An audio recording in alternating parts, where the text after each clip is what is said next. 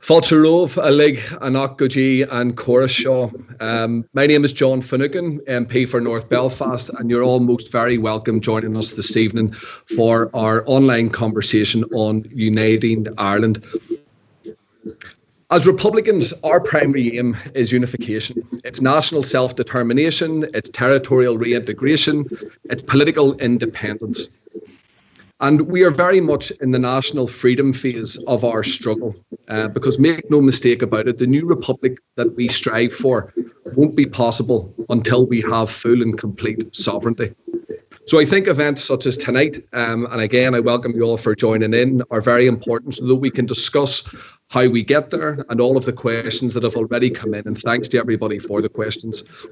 So it's important tonight that we can set out our vision on a new Ireland as Sinn Féin. And in that context, I'm delighted to be joined by our three guests. I have the unenviable task of trying to moderate these three, but we have Pearse Doherty, our TD and finance spokesperson.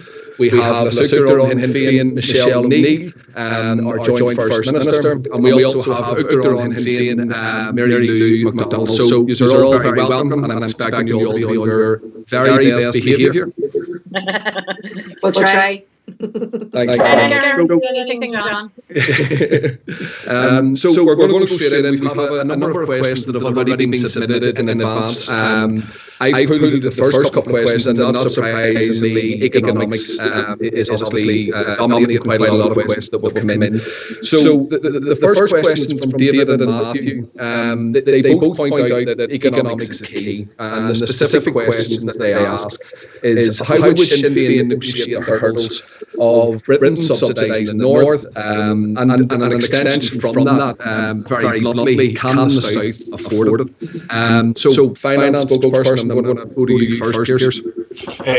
John, David, Matthew, and I completely agree. Economics is key. It's a huge part of it, and in a way, economics and the talk about subvention and this mythical figure of £10,000 sterling that has been subsidised, the British government subsidised the North, is really designed to be a conversation stopper in relation to Irish unity. The reality is the £10,000 sterling figure is a myth, and I won't bore you to tears with how we break that down.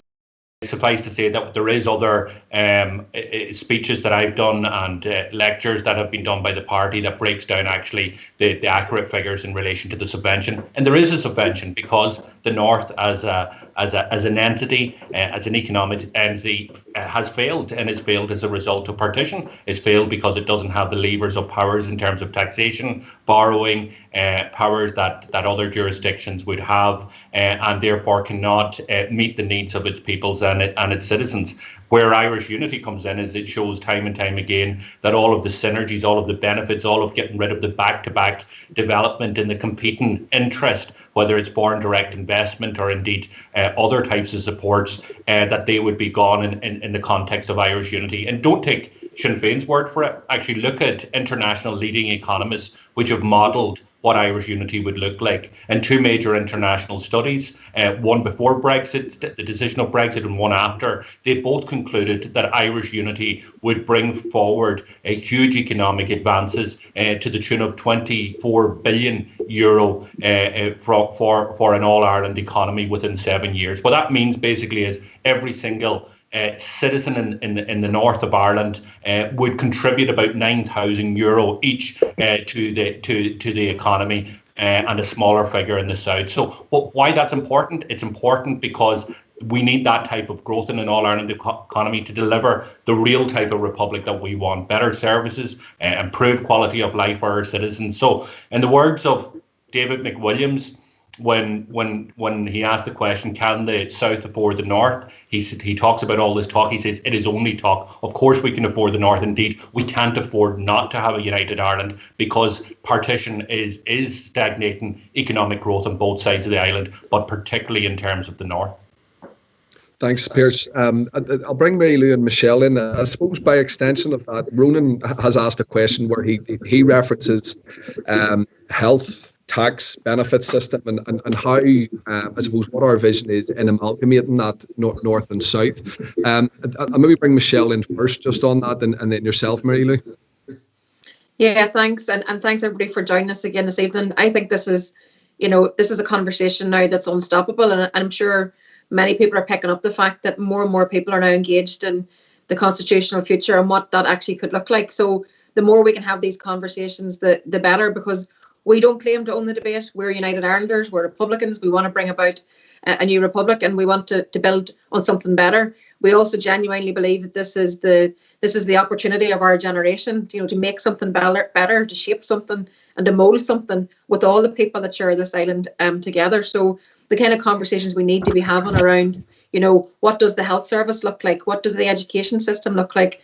That's the debate that we want to have. So tonight for us kicks off this conversation with you all watching and engaging with us. But we want to keep coming back to this time and time again, because we now need to have the planning conversation. We need to start to put all the preparation in place, and everybody's got a part to play. So this isn't down to a few people to bring about this change. This is actually each and every one of us have a role to play, because we all have a view and a vision and a take on everything. And we want this to be the most inclusive conversation, and we should never allow the situation to develop like what did develop here in terms of Brexit. There was no debate about Brexit, what it meant for people here. So for us, this is now the time to plan, to prepare, to start to design the Irish National Health Service. What does that look like? A health service free at the point of delivery is what we want to see. But I think that now is just such an exciting time for us to have this conversation. And a number of things that have happened over recent months and recent years have now meant that more and more people are now questioning the constitutional position, and more people are engaged in that. And that is a very, very healthy space for us to be in. But we certainly don't claim to own the debate. We want to be part of the debate. We have our part in it, to play in all of that. But now is the time to plan, John. Thank you. Mary Lou, I'll maybe bring you in just this year, just I suppose following on from the economics and those questions about affordability and those specific references around health and tax. And I suppose there's lots that haven't been mentioned in that question. I mean, what's the plan, or I suppose the vision with regard to amalgamating to what we're living with at the minute, which is two systems on the one island? Well, thanks very much, John, and I'm delighted to be here this evening for this conversation. So, Fáilte Mórov Galer, welcome to everybody who's part of this. Just remember, when the island was partitioned in the 1920s, the northeast, up around your country, John, the city of Belfast in particular, was the economic powerhouse at the time. And in the decades post-partition, what we have seen was periods, long periods, north and south, of real economic stagnation. I mean, bear in mind, our island as a whole was a net exporter of our people.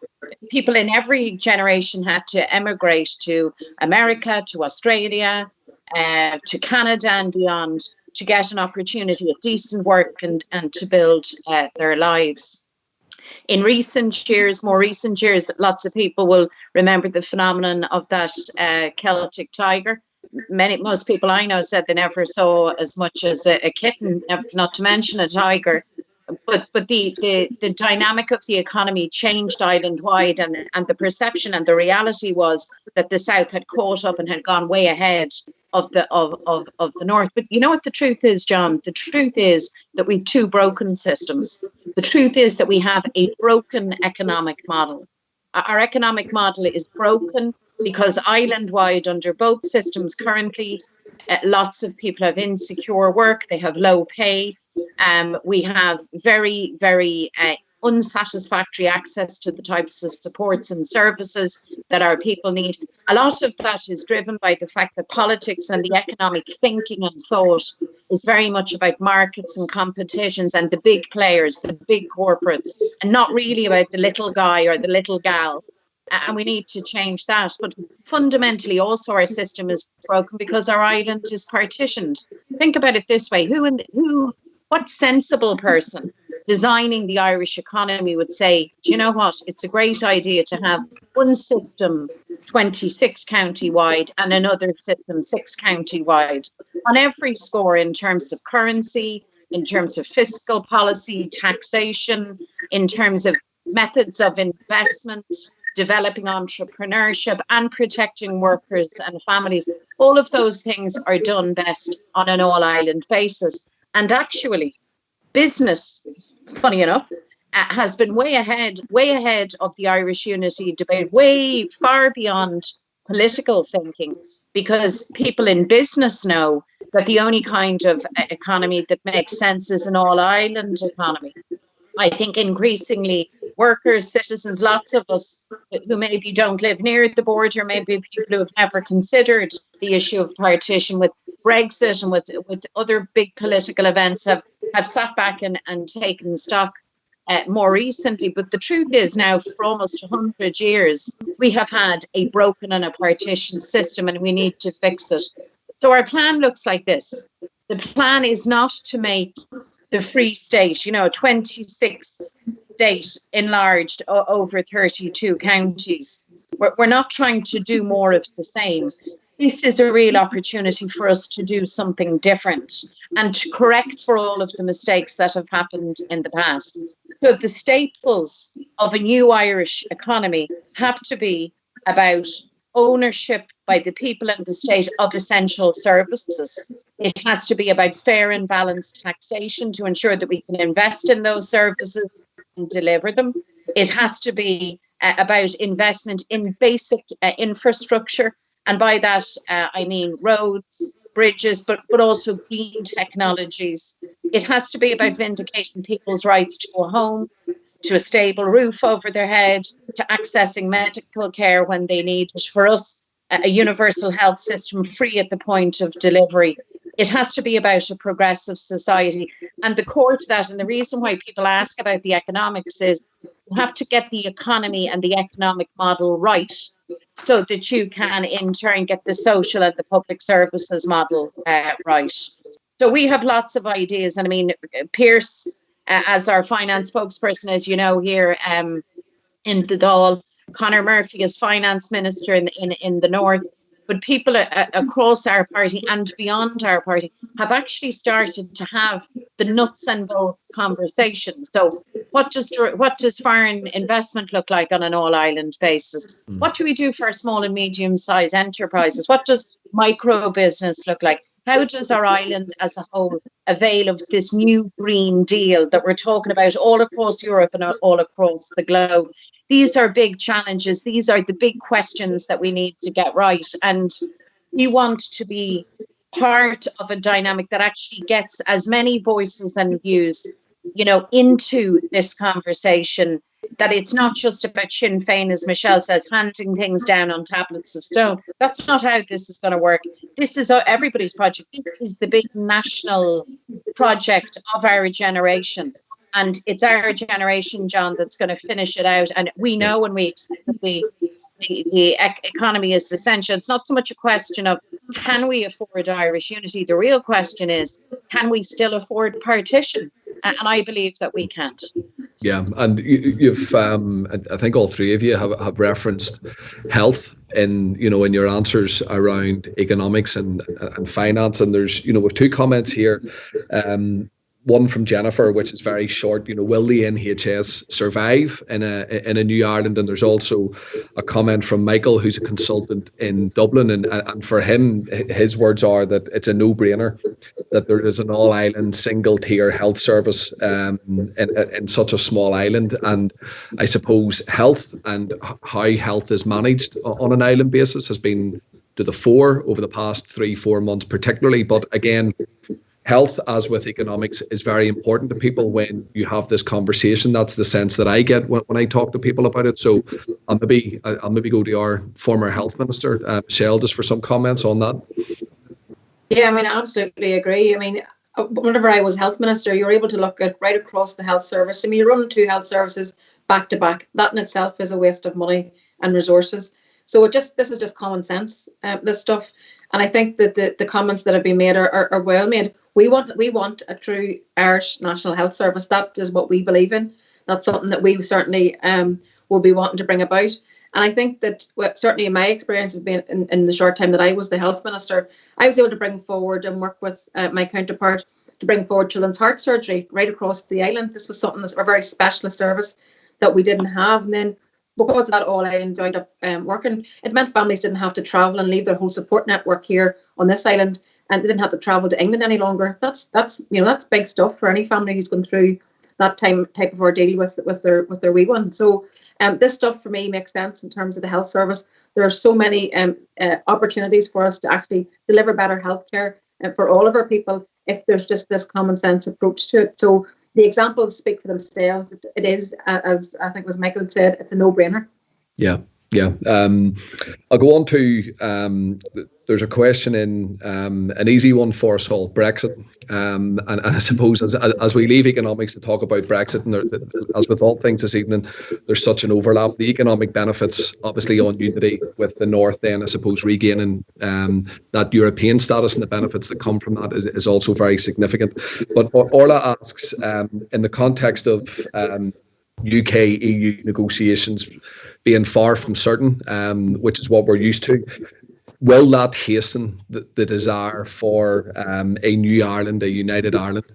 Pearse, I'll maybe go to you first on this.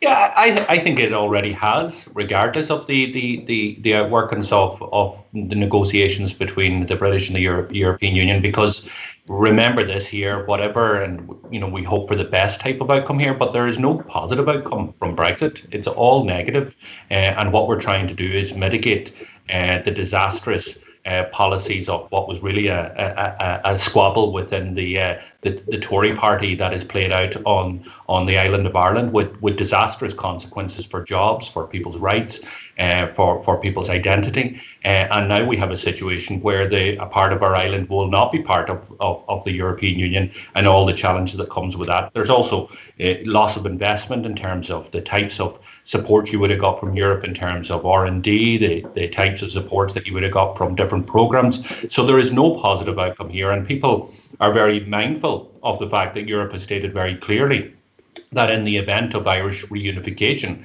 that the whole island of Ireland will automatically join the European Union. So people are seeing, and they've had these conversations with myself, and I'm not overestimating or overemphasizing this, but there are people who probably would never have considered the idea or never considered having a discussion in terms of Irish unity, but felt that their European identity was very important for them and see the issue of Irish reunification as a way of bringing that back, that they don't want to be part of that little Englander type of mentality. They want to be a part of a European Union that is progressive, and there's a lot of work to be done in terms of Europe. So Brexit has put that to the fore, but there's also people who are looking just, when we had that discussion about the economics, there's people in business that recognise that Brexit is disastrous for them. And they're saying, well, how do I deal with this? And they see Irish unity as a sensible outworking of how their businesses can survive and flourish. There's people in the border area, there's farmers who are concerned about all of this. So Brexit has no doubt, in my mind, accelerated the discussion in relation to Irish unity. I believe the discussion was always going to happen, but it's been an accelerant, and it's been and that discussion, I think, will continue now for quite a period of time. It also highlights the fact, that England's interest is never in relation to the North. It will always be an afterthought. It will, you've seen it during the debate about the issues of the border was just swept over and so on. Again, it's always going to be what is in the interest of England, and people are waking up to that reality as well and seeing how can they have power closer to home, how can they have more say in the determination of their own future and their family's future and their community's future, and they see that by a new change on the island of Ireland and being part of that change and creating a new Ireland. Yeah, I suppose, Mailou, I'll maybe develop that a little bit. I mean, if there's an acceptance that Brexit already has hastened the conversation around a new Ireland, does that present Sinn Féin with a challenge? How do we as a party, I suppose, respond to something that was very undemocratically imposed upon us? Yeah, it's a very good question, John. And I know that, look, we're not arguing that the European project is perfect, far from it. Everyone watching prior to this conversation knows that we are profoundly critical the direction of the economic model, of foreign policy, a whole rake of big issues for Europe. But we also understood from the get-go, whatever the difficulties are, and they are real, a Tory Brexit was never the answer. And I'm very clear, and I know talking to people during the referendum, after the referendum, there's a real sense of resentment amongst people in the north, in the 6 counties. I think particularly amongst younger people, certainly that's where I met it.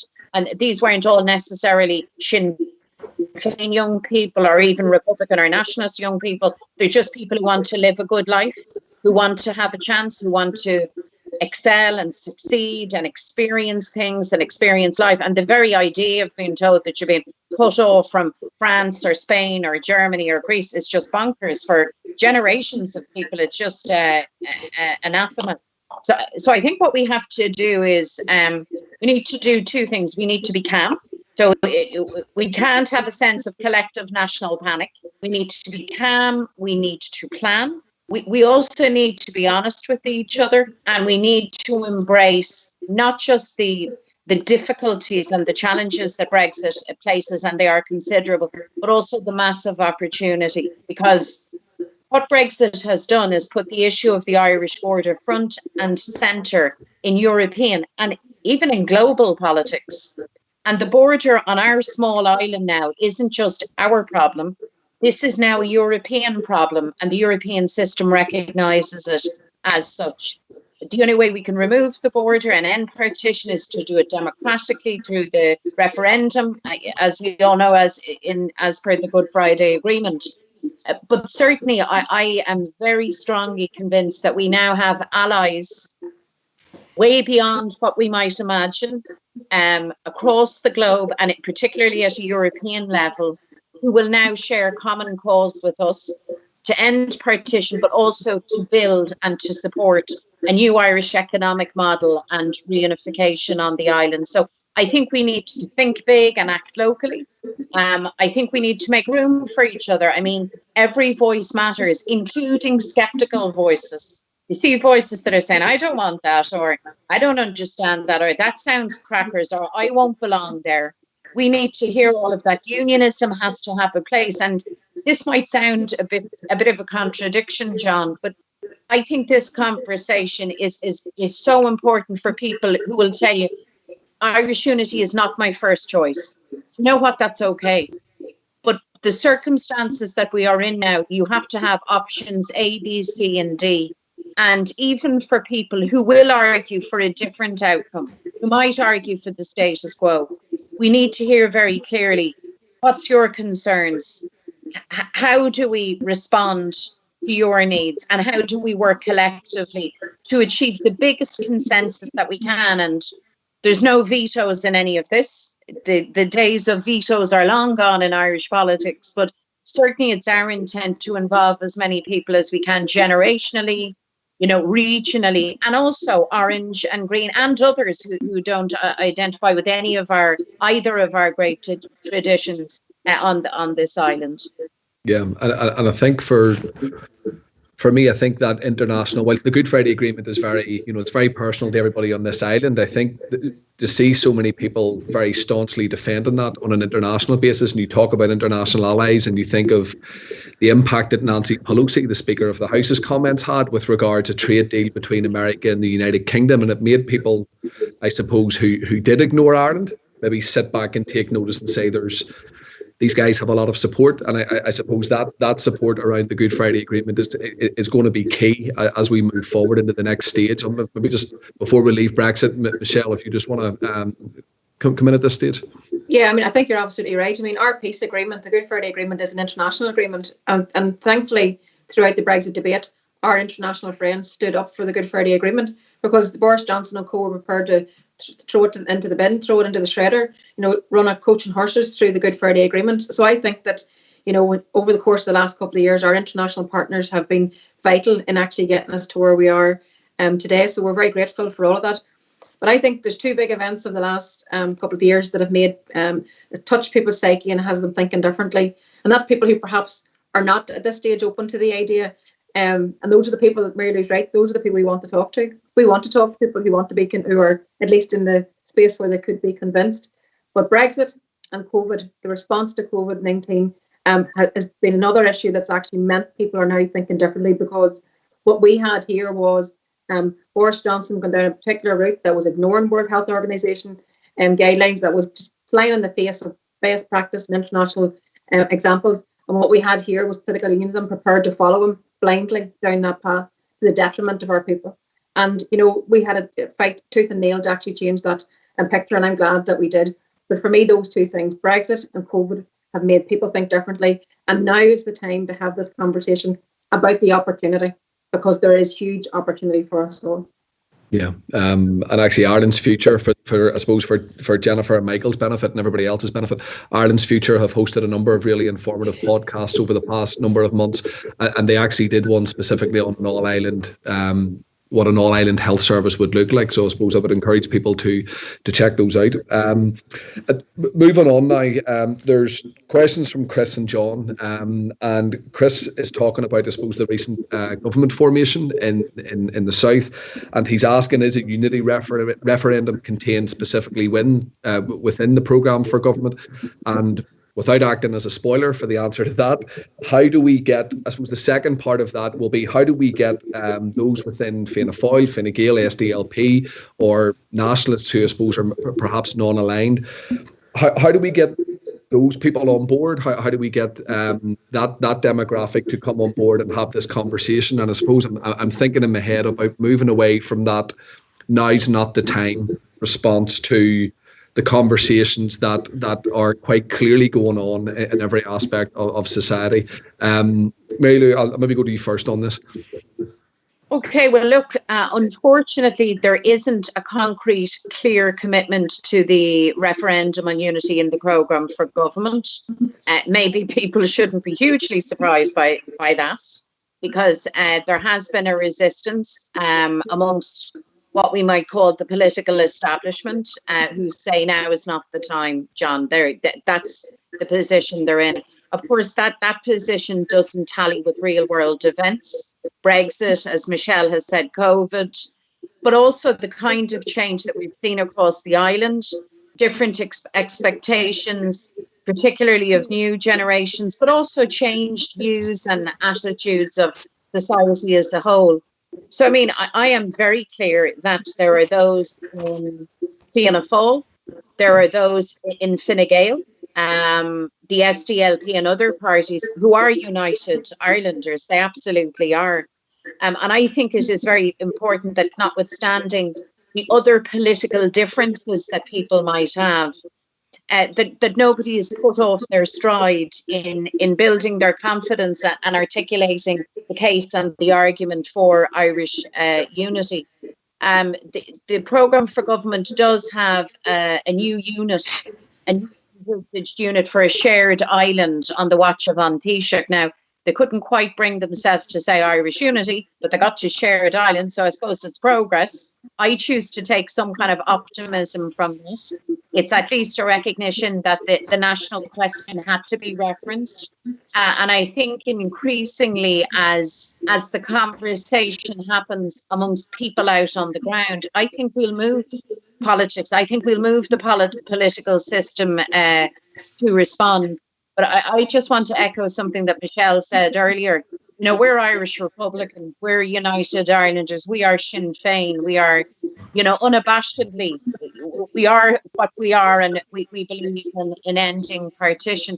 But we're very, very clear, it's not just us. This is much, much bigger than us. We're coming towards the centenary of partition. Now is the time. Now absolutely is the time. Now has to be the time that we make a better future for ourselves and for our children. That's our job, I believe. I believe our generation, all of us, it's our task now to finish, a journey that started such a long time ago. And, you know, John, there's been a lot of talk in these parts about the ending of civil war politics. I won't go there, I promise you. Truth is, civil war politics had ended between Fianna Fáil and Fine Gael this long time. I mean, it was a bit of a farce. But I think it should be, I think it's important to say in this context that the politics of the need to end partition and finish the national journey for Irish freedom, that hasn't gone. that's alive now, and it's as strong as ever. So it's all hands on deck, John, and it's about everybody playing their part. And it's about the big high level politics for sure, but it's about the quiet conversations on the ground. And we saw in previous campaigns where politics told one thing and the people were well ahead. I mean, I think, Pearse, when I learned going around in the general election, Michelle, you were out as well. John, you were probably out on the ground too. The people had made up their mind that they wanted. Let's be honest, lads. I mean, the people called that, and we were very much chiming with and reflecting that. But when the Irish people make up their mind that it's ready, that the time is now, there's nobody going to talk them down, or contradict.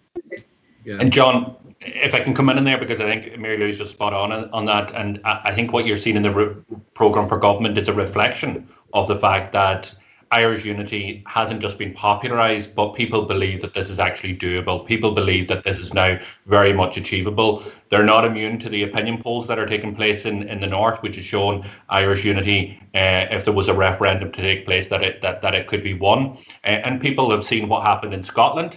Before the discussion happened about Scottish independence, the opinion polls were showing that independence wasn't even breaking the 30% mark. It was the discussion itself, the convincing of people of the benefits of independence that got them nearly to the mark where it could have been successful. And that's the key thing for us. We want that conversation and we want that preparation. It's quite interesting, the stock answer from the government and those in politics, including the SDLP columnies, which is we can't have a unity referendum because the preparation work is done. But it's us that has been arguing for the preparation work to be done, not just in now, last year or the year before. I can remember sitting in the gallery when I was a lot younger, 15 years ago, actually it was, 15 years ago, when Sinn Féin put down a motion looking for a green paper on Irish unity. Fianna Fáil were in government, just as they are now. And 15 years ago, Fianna Fáil argued now was not the time for what a green paper is basically a discussion paper by the government to say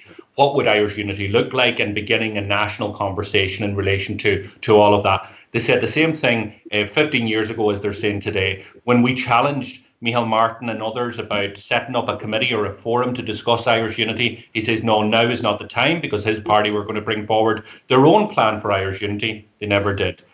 When we challenged Enda Kenny, he said set it up as a subcommittee of the Good Friday Agreement. So we got it set up as a subcommittee of the Good Friday Agreement, but then Fianna Fáil and Fine Gael came together and actually collapsed that as well. But as I said, I think the people are way ahead of politicians. And when politicians don't move as a result of conviction, what they will move is as a result of self-interest. Now, I'm suggesting, and I'll argue very strongly, that there are many people, not only in Fianna Fáil, but in Fine Gael, who have deep convictions in relation to the idea of Irish reunification in a new Ireland and really genuinely believe in that. But unfortunately, some of the higher levels are trying to hold back the tide. But I don't think, I think that, I think this is just unstoppable. I think the momentum's there, and it would be very wise for those to be part of this conversation and actually to lead a very thoughtful conversation, because I think the Irish government has a particular role in relation to all of this.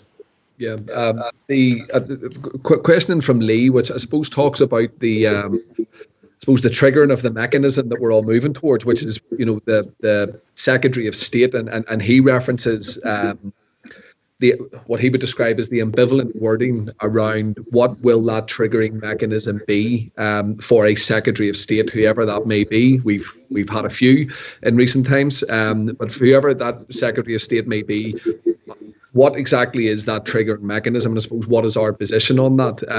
Michelle, I'll bring you in on this one. Sorry, I think my screen went there. Yeah, so I think that well, firstly, the Irish government, just to say this, it's a constitutional imperative for them to plan for Irish unity. So I think Mary Lou and Pearse are very generous there in terms of what we have in the programme for government and welcoming that. And we do welcome it. However, it needs to be more than lip service. It actually has to be genuine thought and planning and preparation put into designing what does the future look like. And that needs to be a very inclusive conversation. But in terms of the trigger point, you're right. And Mary Lou and myself have raised this point with every Secretary of State and every Prime Minister. It was Theresa May. I think we had a good conversation around this with her at one stage in the past. We put it directly to Boris Johnson, and there is ambiguity around that. You're absolutely correct, but In terms of the legislation itself and what it says in the 1998 Act, it says that it recognises that it's for the people of the island of Ireland alone, by agreement between the two parties respectively and without external impediment. So that text is there, and that's very clear. But there's been a number of challenges now taken, legal challenges that have been taken around the trigger mechanism. And I remember one of the former Secretary of States, I think we might have had 7 in the last number of years. So that shows the interest to our future here. But I think I remember James Brokenshire having this conversation and actually challenging him very hard, where he said the conditions are now not right. And I put the question to him, so tell me what is the condition? What is the trigger point? Is it a Belfast Telegraph poll? Is it an Irish News poll? And they can't answer that question. So our job is to keep holding their feet to the fire around this. That it is written into the Good Friday Agreement. It's what we all signed up to. It's what we signed up to. The principle of consent. The people alone would decide, and we just need to keep making the case. But if you wanted to take all the evidence that's there right now, Pearse talked about the different opinion polls. Poll after poll shows increasing support for Irish unity, and that's even before we've dealt with COVID and we've dealt with the implications of Brexit right now. So this is going in one direction, and that's why for people to say now's not the time is just completely void of any reality. The people are miles ahead of the government, and I think that it's time that they're caught up by actually putting the preparation work in place, because I think it's only whenever the Irish government starts to plan for unity that actually perhaps others will get engaged in the conversation, because it may be just because it comes from the Irish government that they're more likely to get engaged. Yeah, for me, I think, when we talk about triggering mechanisms contained within an international treaty, it can sound quite, abstract, and people will ask, well, what can I do about something that is so abstract and isn't really personal to me? But we have so many examples, electoral examples, north and south, and I caveat this by saying it with no hint of triumphalism, but the unionist majority was gone. We've seen that in local government elections in the north, assembly elections. For the first time in the history of this state, unionism was returned to Westminster in a minority. We've had the spectacular election in February. We have the popularisation of this discussion, and I think it's the groundswell of all of that. And I would always be keen to say to people that the work that you do on an election is important, because it adds to this. Sharing the message, talking about this, whether it's in your clubs or your work or your house or on social media, all of that brings together collectively something that will be very difficult to resist. And when we talk about, I suppose, going back to, the final question at this point, from Myrene, is the importance of all island voices and the importance of having this conversation. Mary Lou, I'll maybe go to you on this. Your views on the absence of northern voices within Seanad, obviously outside of our party, but this question particularly references Ian Marshall being dropped. So I'll maybe just ask for your views on that. Well, Niall O'Donnell, our Seanador, is the Sinn Féin leader in the Seanad, the Belfast man, and of course with Alicia McCallion from Derry. And then we have 2 good dubs, and we have a man from Limerick. So it's a good team. I just think it was a mistake, and a significant mistake by the incoming government not to appoint at least one northern voice to the Seanads. When Ian Marshall came forward as a candidate, it was actually a by-election in the Seanads, and he was first brought forward by the Taoiseach of the Daily of Radcar and by Finucane, and we backed that. We voted for him, and at the time I made it very clear we were very happy to vote for him. Ian has a background in agriculture, and he comes from a unionist position. He makes absolutely no bones about that whatsoever.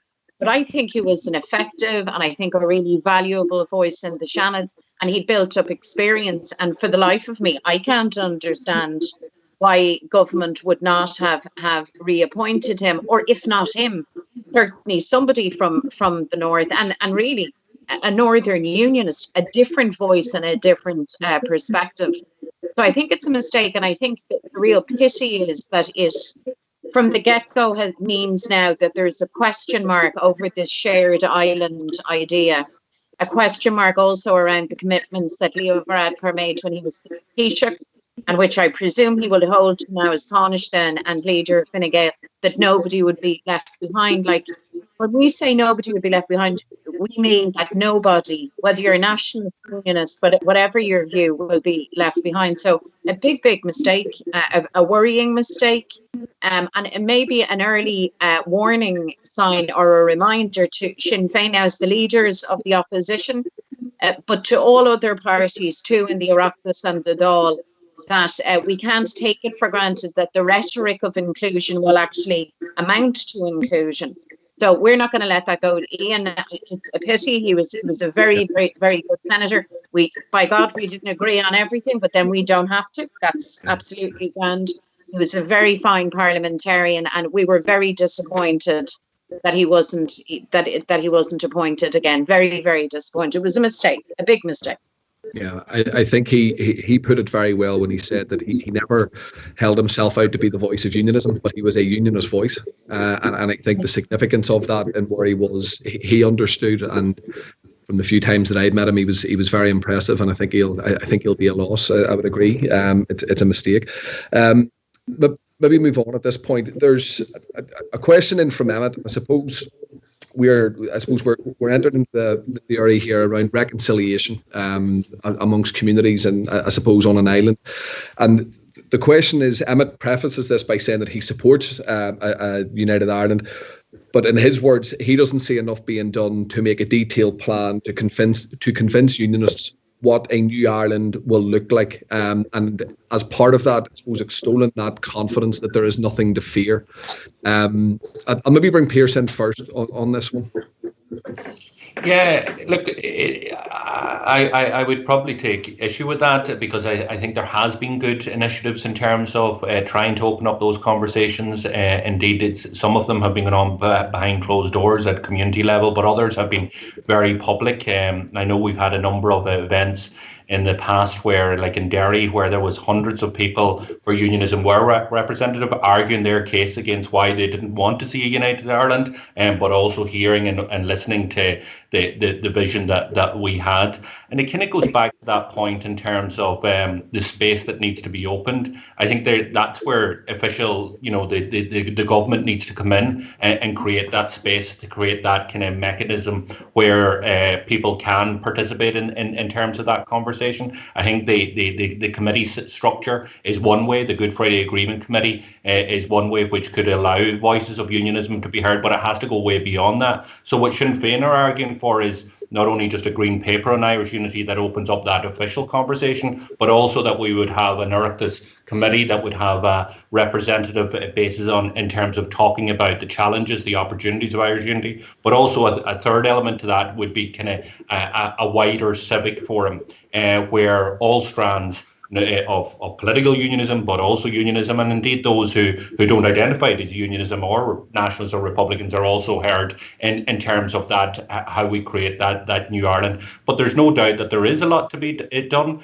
Some will not want to be part of this conversation, at least at the early point. But there are many, as we said earlier, who are asking those questions. And when we go to meet different sectors and different groups, lobbying in relation to their own interests, in the past they would be just dealing with the issues that were be at hand, but now more often than not the questions are being raised, well, what does this new Ireland look like? And there is a responsibility on us to spell that out. So that's why some of the stuff that's happening, I think you introduced at the start, the new website, putting our policy platforms out there. There's going to be a document that we're going to be releasing soon in terms of the economics of Irish unity, and collating more of that information so that people can have a portal to see our view in relation to that. But I think Michelle said, look, we're only one part of this here. This discussion, this conversation doesn't belong to Sinn Féin. We're Irish Republicans. We're passionate about this. It is, it's what we get up in the morning to try and achieve. But everybody's going to have a part, and unionism has a huge part to play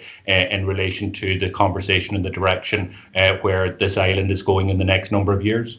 Yeah, and I think that's fair. You mean, for me, blueprint of how not to do this has been shown to us. I think it was Michelle referenced Brexit as how we don't do this, but it's very clear, I think, that people need to know what they're voting for and what they're voting against, and you can't do that if you only talk to yourself for a number of years before then dealing with a referendum. And it's important that, I think that, whilst dealing with our legacy, whilst dealing with reconciliation, that we are very mature and responsible in how we go forward with this conversation. And I think we've all shared platforms with elected unionism and loyalism, or unelected unionists, and being able to have a very civic conversation about what visions are and what the challenges are. So it is something that I think that is very much doable, and not just our own, I suppose, publications on this. And I'm glad you cited the webpage. It's, that's going to facilitate that in the next couple of days. But there's so much out there that we don't own, whether it's the economic studies that you've talked about, or the podcasts or health conversations, in so many different areas. That's there for people to start and get a bit more information and knowledge about where this conversation is going. I'm just going to go into our final question of the evening. So it's from Anne, and Anne asks, can I do anything to help or support this conversation moving forward? And I suppose I would say to Anne that while she's attending an online Sinn Féin meeting, she should know that you never attend a Sinn Féin meeting without being given something to do. So Michelle, I'll go to you first, and then I'm going to ask Mary Lou to come in and wrap up at that point. Okay, well, I'll say this to Anne. This is all of our debate. We all own this. We all have a job to do to try to bring about the unity referendum. So I think that it's not just for Mary Lou and myself and Pearse or those involved in elected politics. It's for everybody, because we own this together. So I would encourage Anne to get involved, join us, join Sinn Féin, be part of bringing about the change that you want to see, and that people just need to be active and have their voice heard, and just be part of the conversation. I would say I think this is a really exciting time, and I believe our generation are going to be part of the generation that actually delivers, finally puts the end to partition, actually brings about a new and agreed Ireland. It's something that's actually free from sectarianism, something that we could build that's actually much, much better than what we currently have today. This is a big opportunity. It gets me up in the morning. This is who we are, what we exist for. So and please be part of it and be part of that conversation. Thanks. Mary Lou. And yes, you can. Yes, we can. And you're only lucky, as John says, you'll be going away with your rubber wallet, but at least we can't shake a bucket in front of you and look for contributions to pay for the whole. So yes, the short answer is, of course you can. In fact, and none of this can happen without you, believe it or not, because Irish unity has to be built by Irish people. Irish men, Irish women, young people, older people, people who are newer to Ireland as well. The two great traditions of the Gael and the planter, the green and the orange. That's what's required here. We need the energy of every single citizen. And you know what? We shouldn't make big assumptions about ourselves, because we do that. We all do this. We assume that we know what the other wants or thinks or how they are or how they might respond.